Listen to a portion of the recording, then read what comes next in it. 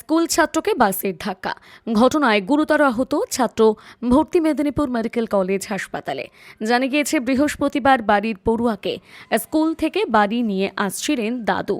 এমন সময় বেলদার দিক থেকে মেদিনীপুরের দিকে একটি প্রাইভেট বাস যাওয়ার সময় বেলদা থানার পাশে ছাত্রকে ধাক্কা মারে।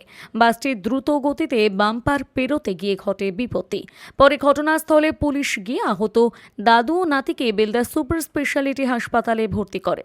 দাদু সুস্থ থাকলেও নাতির মাথায় আঘাত লাগে।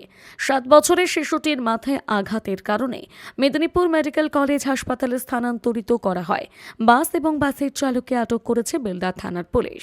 PMS mobile and appliances proprietor Shubhajit Maiti, Keshiary bus stand থেকে খড়গপুর যাওয়ার রাস্তায় 50 মিটার দূরত্বে, বাম দিকে তিরুপতি মেডিকেলের ঠিক আগে ও ম্যাজিক টাচ বিউটি পার্লারের ঠিক নিচে। এখানে বাজাজ ফিন্যান্সের মাধ্যমে স্বল্প দামে মাসিক কিস্তিতে লোনের মাধ্যমে মোবাইল কেনার সুবিধা রয়েছে। 0 ডাউন পেমেন্টেরও সুবিধা রয়েছে।